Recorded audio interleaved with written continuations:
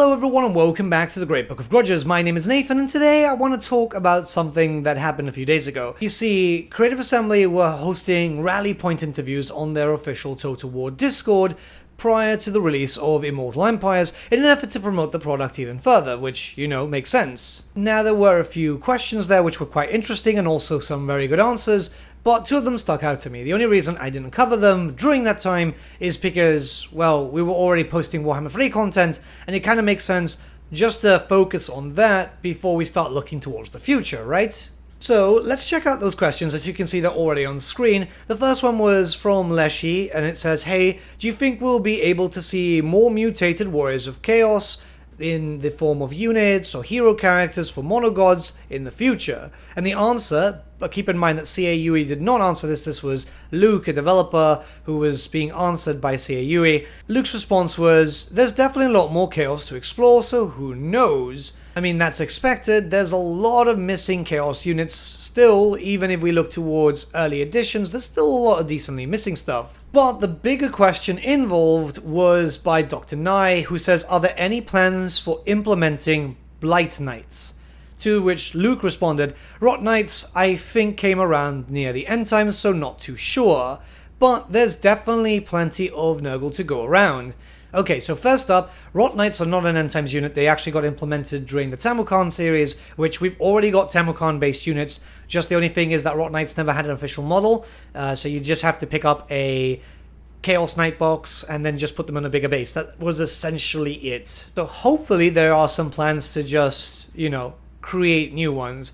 Second thing, there is no denying of the possibility of end times units now, which I think is very, very important. Because they used to flat out deny it, and the thing is that what Dr. Nye was asking about was more likely the Putrid Blight Kings, which were an end times unit, but the way they were written in lore is that they existed before the end times anyway, because, you know, this is how these things work. It's the same thing with another unit that we'll discuss later on in this video. Plus, you know, we have a lot of end time stuff in the Total War series now, so they can just admit that they've got some stuff that kind of makes sense, and that's it. Hell, we even have the Age of Sigmar interpretation of certain demons, so again, it's not a big deal. We don't care if we get end times units, it's more the fact that we care if we get an end time story. Anyways, why are these two questions quite important? Well, there's a few reasons why. When you start up a Warriors of Chaos game nowadays, obviously there's a new recruitment system, and you can see quite a lot of different stuff. There's so many units, it's absolutely overwhelming, but in a very, very good way,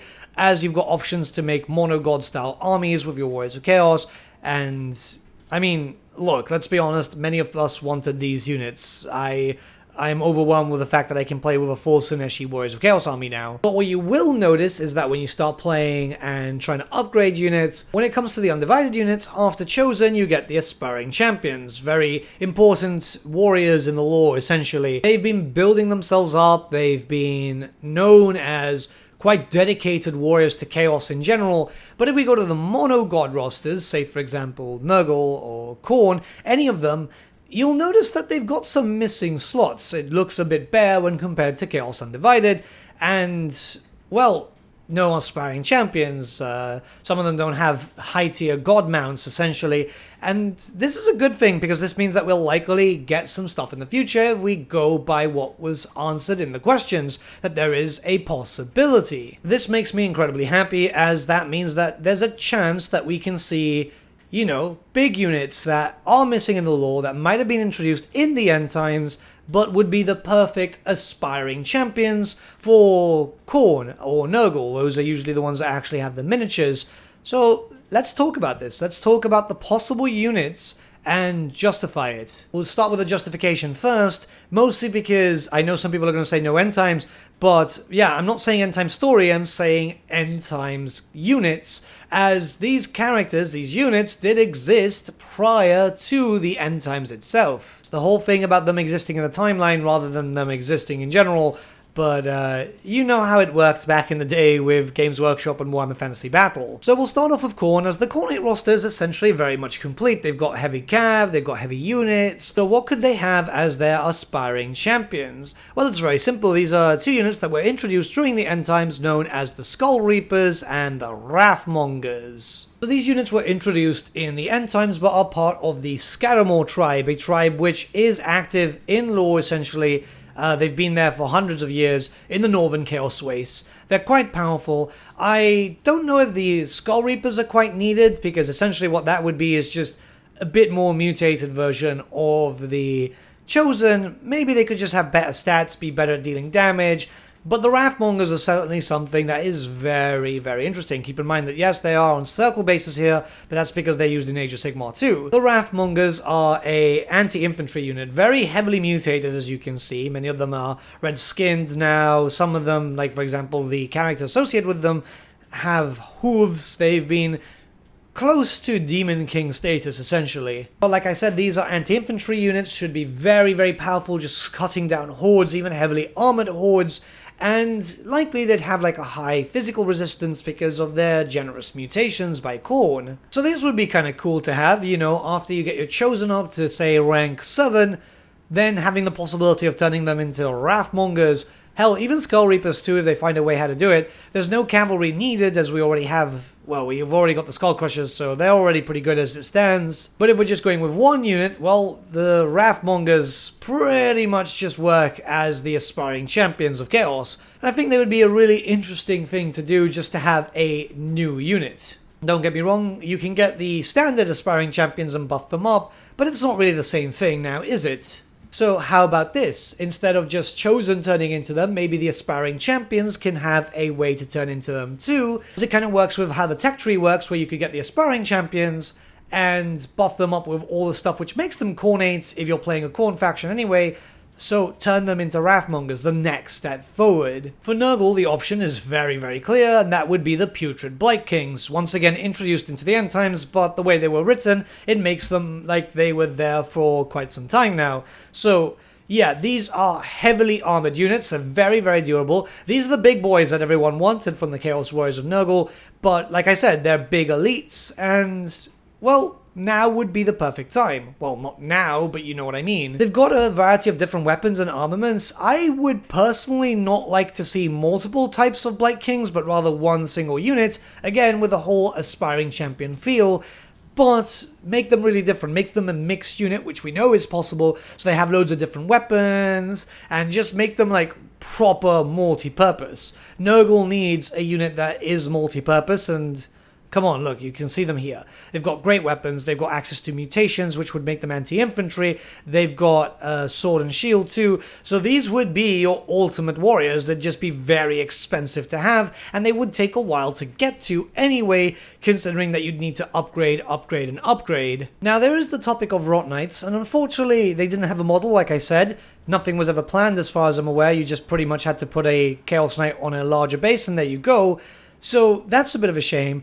However, I think there's a way to go about it. I'm not saying Nurgle does need the cavalry, but it could help, so there's two mount options here. The Puspgoyle Blight Lords were added in during the End Times, but as you can see, they're just very much, well, you know, they're Blight Kings, just mounted on Rotflies, which could be interesting for flying monstrous cavalry. Or there's also these big boys, right? So these are characters, but the Magoths themselves, the Pox Magoths, are mounts, which could literally be monstrous cavalry too, in case that we don't get the characters, and it's likely that the characters will never show up, because there's really no demand as far as I'm aware. These are, again, Blight Kings too, but a character version, so why not the Magoths as possible mounts? There's 3 variants, which means that there's 3 different color options to have some variety, and there you go. Nurgle doesn't really need the cav, I'll be honest, but if they want to add in a cav unit, as we can tell that the knights have an empty slot there, this is the case with Sunashi too, and it would just be nice because it looks like the empty slots there just kind of feel like there is empty slots for possible future DLC, and they definitely have stuff planned, like, they're not stupid. But yeah, these are just some ideas. I really want the Blight Kings, I loved them on the tabletop, they were really, really fun to use, so it would just be nice in general. When we look towards Sunashi, unfortunately there's not really much. When it came to Warhammer Fantasy, Sunashi was rather ignored. We do have the Pleasure Seekers, however, these could be heavy cavalry, still fast but a lot more durable, and it was a mount option back in the day for a character, though very easy enough to actually make this a unit too. Generally, when it comes to the Sunashi roster, everything seems fine. If they do want to take some stuff from Age of Sigmar, I wouldn't be opposed to it. I think a lot of people wouldn't be opposed to it, but just the Pleasure Seekers would be perfectly fine. But like I said, yeah, there's some units. Like there's the Twin Souls and the Painbringers, both could work as aspiring champions. I'm very keen on those as it adds in a little bit more flavor, just as a bit of a front line. And they don't have to look like this, they don't have to. You see, like, the Warriors of Sunashi don't look like this. They could just take an inspiration and make their own thing, or anything that we might get in Warhammer the Old World, as that's a massive thing too. If anything, I would say I would prefer, say for example, the Slickblade Seekers, which are just warriors mounted on Seekers.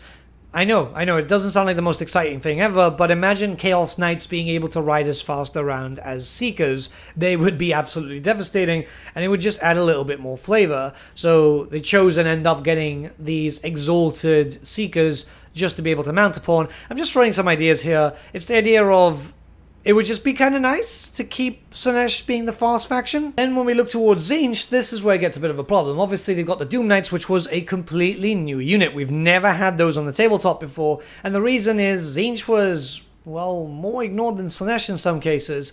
So, yeah, I mean, even in Age of Sigmar, they've got pretty much nothing. They do have access to the Zangors, but those are a Beastmen unit, so I wouldn't really count them as a Warriors of Chaos stuff. And I don't think a Zangor would fit too well. I mean, they will for a Beastmen DLC, but not for a Warriors of Chaos DLC. So something, I guess, has to be made, unless they've got something planned for Warhammer the Old World, which could be the case. All the units I've talked about, the Blight Kings, the Wrathmongers, it could be that we just don't get those and we get something completely new, but I think it'll be easier if they use stuff that's already available. I don't know. All I know is that there's a possibility. They've already hinted at more Warriors of Chaos DLC, and that's great because, yeah, there's a few missing characters I'd love to see. And I kind of wanted to talk about it because it's exciting, and it's something that we don't really get to talk about much nowadays because, well, you know, Warriors of Chaos DLC is already just released, and people want to look towards the future, they want to look towards Chorfs, they want to look towards anything else, but I don't know, I think this is kind of cool. I think it's kind of cool, and it'll be missing units that a lot of people kind of just want anyway. But let me know what you guys think in the comments below. Let's start a bit of a discussion. Yes, it's a bit early to discuss Warriors of Chaos future, but I feel like it's still nice that we can discuss, especially since all the players are coming back. There's a lot of hype we can talk about, and we can just, like, you know, be excited and talk as a group.